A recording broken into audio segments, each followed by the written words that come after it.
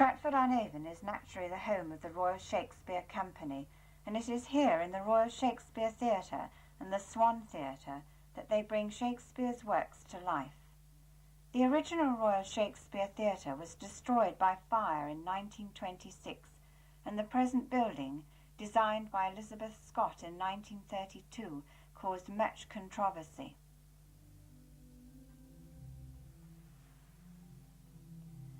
The elegant Swan Theatre was officially opened in 1986 by Queen Elizabeth II.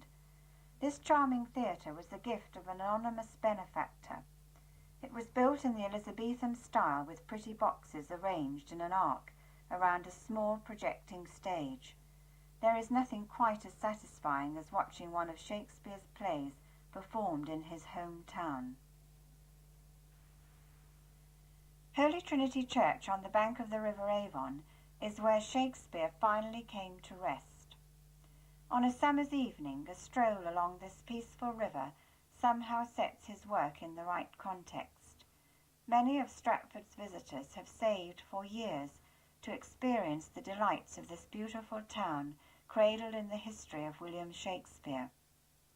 Historically, the river has always been a focal point of the town, and today is still a busy waterway.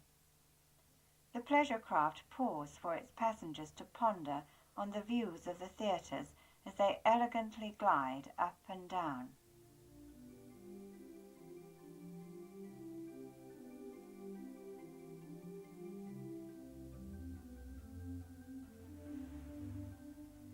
The impressive Shakespeare Monument by Lord Ronald Gower is in memory of Stratford's most gifted son. The bronze statue of Shakespeare greets you on entering Bancroft Gardens, where he presides on his ornate chair, mounted on a high pedestal. He is surrounded by 4 characters from his plays: Prince Hal, Hamlet, Lady Macbeth and Falstaff, symbolizing history, philosophy, tragedy and comedy respectively. This impressive scene is a marked reminder of Shakespeare's incredible understanding of the characteristics of life. During his life from 1564 to 1616, Shakespeare's plays were often a bright interlude in dull times. They were performed in various parts of this country, and since his death in countless others all over the world. He peacefully passed away on his birthday, the 23rd of April, 1616, leaving us the wonderful legacy of Stratford as we have seen it today. From this tranquil setting, we are going to travel along the River Avon to Warwick. Warwick's crowning glory is, of course, its castle, which majestically stands on the sweeping curve of the River Avon. This exquisite view was considered by Sir Walter Scott, the 18th century poet and novelist, to be unsurpassed in the kingdom. King Alfred's daughter founded Warwick in the year 914 with a ditched and palisaded fortress. Warwick Castle later became the home of the Earl of Warwick and his successors, who gave their names to many of its lofty towers. The present castle, built between the 14th and 15th centuries, incorporates a delightful Jacobean residence. The soaring stone walls and towers give Warwick Castle the character of a strong fortress, capable of withstanding the attack of large armies. Whilst the picturesque setting on the lush banks of the River Avon a romantic feel. It's a tranquil setting in which to watch the swift blades of rowers as they skim by. Warwick is a pretty town of narrow streets and ancient houses. In the shadow of the castle is this cobbled street and the beautifully preserved houses of Mill Street. These cottages have been lovingly maintained by their proud owners and considered to be some of the finest in Warwick. The attractive hanging baskets and window boxes add a colourful contrast to the Tudor-style cottages.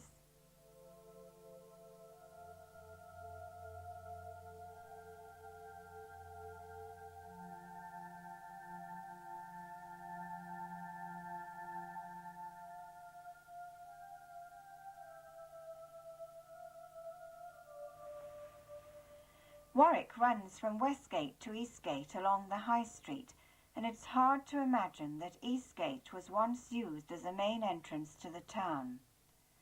This impressive gate dates from the 15th century, although it was altered to include the chapel of St. Peter on top during the reign of Henry VI. Thomas Oaken was a poor and humble boy who became a rich merchant and benefactor of his hometown. This 16th century timber-framed building in Castle Street, known as Oaken's House, was opened as the Warwick Doll Museum in 1955 with a collection of 1,000 antique dolls. The attractive tower of St. Mary's Church dominates the Warwick skyline, giving the town grace and distinction. The medieval splendour of Westgate beneath the pretty 12th century chapel rises above the hustle and bustle of the present-day traffic. The Elizabethan Lord Leicester Hospital is an attractive complex of half-timbered buildings set around a small courtyard. Today, it is used as accommodation for active service pensioners. They are supplied with an Elizabethan uniform of a dark cloak and scarf, and these distinguished residents serve as guides to visitors. Retired men are selected from the 3 military services to live comfortably in this historic hospital. These honourable men are provided with accommodation in their own quarters, free of charge, and permitted to be accompanied by their wives. This elegant chapel over Westgate is the earliest of the Lord Leicester Hospital buildings, erected in 1123. This fine chapel became the chapel of the Guild of St. George, which later formed part of the United Guilds of Warwick. Robert Dudley acquired these splendid Elizabethan buildings from the Guilds of Warwick and sought permission from Queen Elizabeth for them to be used as homes for retired soldiers. We now leave this impressive hospital and travel south to London. London, the capital of the United Kingdom, is situated in the south-east of England and spans both banks of the River Thames. It is a city with a rich history and home to the British monarch. St. James Park offers a fine view of Buckingham Palace, which has been the London residence of the royal family since 1837. The impressive Queen Victoria Memorial in front of Buckingham Palace was designed by Sir Aston Webb as part of the remodelling of the Mall in 1911. The memorial represents the Victorian ideals of motherhood, truth, justice, peace and progress. The palace was originally Buckingham House, built for the Duke of Buckingham in the early 18th century. It was sold to George III in 1762, and only after John Nash remodelled the house in 1824 for George IV that it became known as Buckingham Palace. The Queen's Palace is traditionally guarded by units of the Guards Division in vivid red tunics and towering bearskin hats. They are changed daily in a colourful ceremony. After formation at Wellington Barracks, their regimental headquarters, this elite troop leave for Buckingham Palace, accompanied by a splendid band. Tourists gather outside the palace daily from all parts of the world to witness this unique British tradition.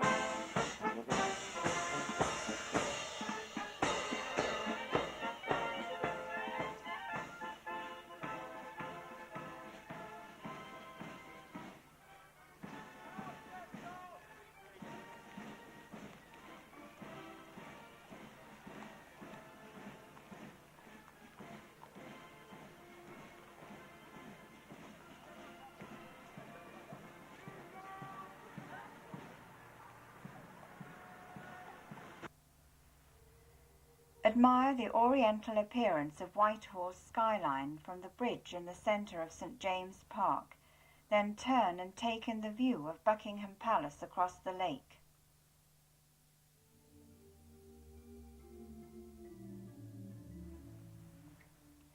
The beautiful flower beds and tame wildlife here in St James's Park make it a wonderful place in which to stroll.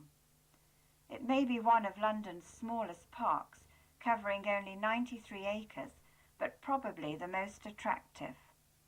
The park has been developed by various monarchs over the years, from a marshy area of meadowland into the unspoilt natural beauty it has today.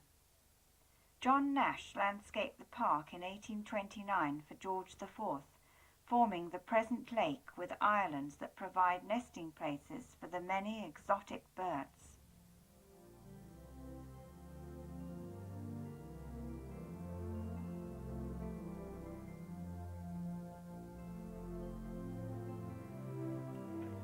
For a century or more, sovereigns have not resided in St James's Palace, although foreign ambassadors are accredited to the court of St James.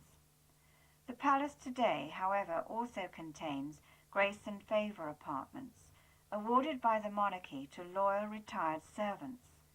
The picturesque Pall Mall aspect of St James's Palace remains a firm favourite with its impressive marching guard.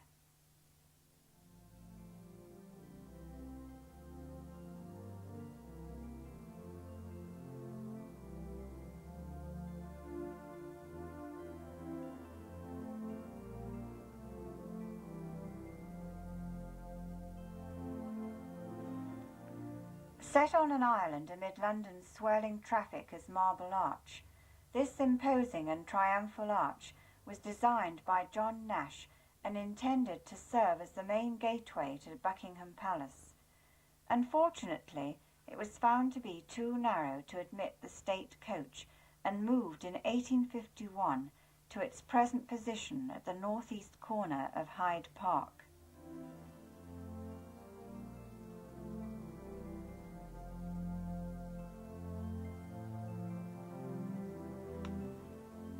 Oxford Street is probably London's most famous shopping street and generally closed to traffic, apart from buses and taxis.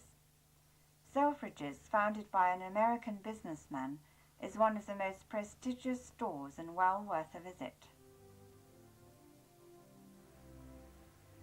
Piccadilly Circus is at the intersection of 5 roads: Regent Street, Haymarket, Piccadilly, Shaftesbury Avenue and Coventry Street. The chaotic traffic in what is considered to be the heart of London has made it one of the city's busiest attractions. There are more than 60 theatres in London, the ones here in the West End generally producing musicals, comedies and light-hearted plays, often starring famous celebrities. These shows are very popular and some theatres are fully booked for months ahead, although tickets can often be obtained from reputable ticket agents who make a small service charge. In the area surrounding Piccadilly Circus you'll find several street artists who, for a fee, will sketch your portrait or maybe a caricature. Passers-by often pause to admire the work of these talented people. It is believed that Piccadilly's unusual name was derived from a tailor's shop which established itself here in the 17th century, selling lace collars known as pickadelles.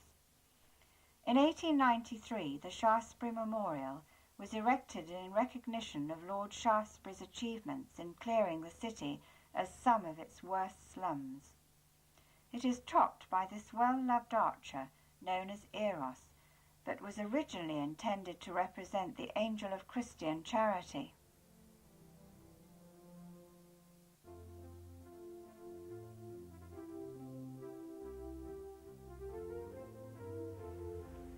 Piccadilly's famous hoardings are instantly recognised worldwide as a symbol of London.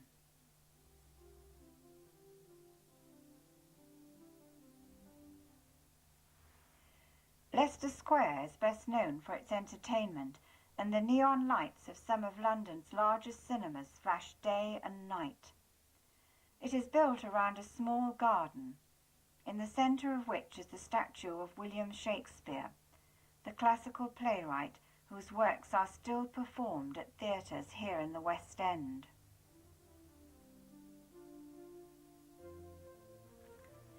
Trafalgar Square was laid out in its present form around 1830, when the statue of Lord Nelson was erected. Prior to this, the Royal Mews, or stables belonging to the adjacent Palace of Whitehall, occupied this site.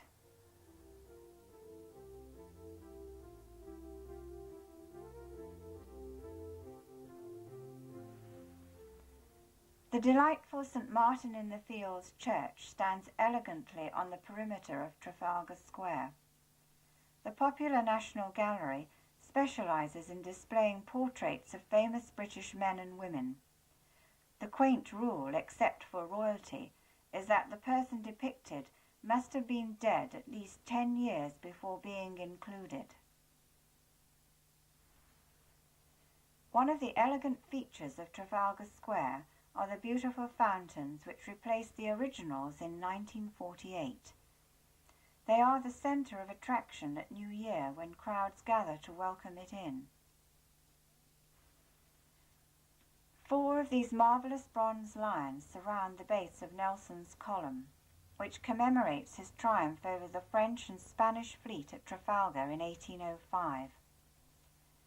On the base of this impressive column are 4 bronze reliefs depicting his victories.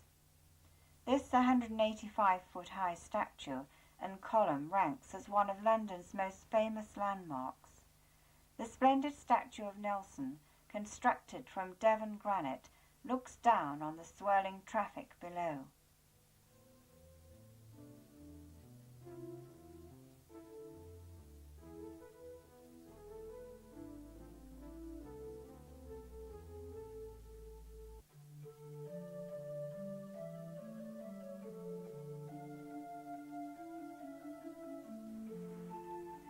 The prestigious mounted guard, with their plumed helmets, polished boots and gleaming breastplates, are a splendid sight as you stroll down Whitehall. The immaculate horses with their silken coats are a testimony to the care accorded to them. The guard is maintained throughout the year with the same regal dignity in winter or summer, wet or dry. It provides an ideal opportunity for a souvenir photograph of your visit to London, and most visitors succumb to the temptation.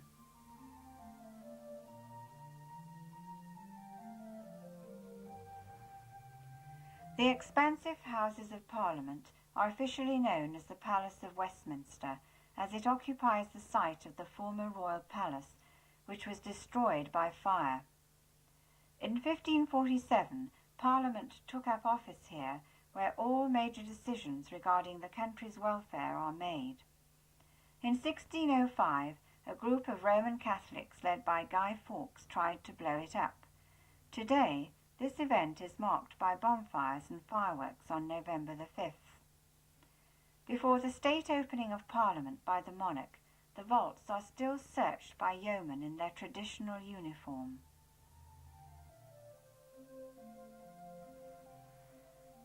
St. Stephen's Tower houses the legendary 13-ton bell, Big Ben. This famous clock smiles at us from TV screens every night as the chiming of its enormous bell signifies the broadcasting of the latest news. Watches all over the country are set according to this elaborate and yet superbly accurate timepiece.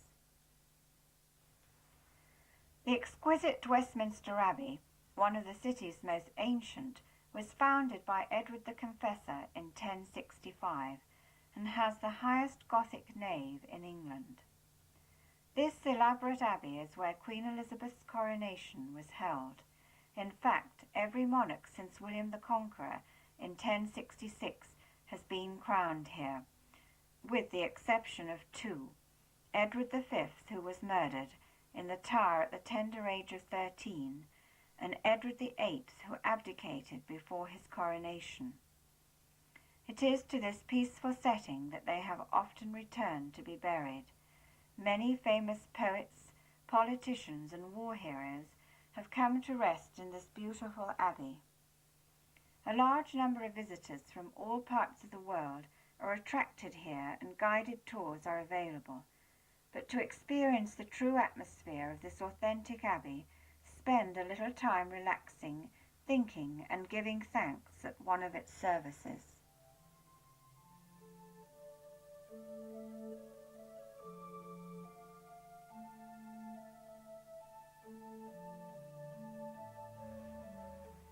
An alternative view of London's spectacular skyline can be obtained from a cruise along the River Thames. Most of the river's interesting sights can be seen in this way, including Hampton Court, Kew Gardens, Greenwich, and of course the Tower of London. The impressive Tower of London was built by William the Conqueror to protect London, and although it was often besieged, it was never taken. It has historically been used as a prison, even during the last World War, and had many famous inmates, as well as being the scene of numerous executions and murders. The last execution was of a number of spies during the Second World War. The tower was a royal palace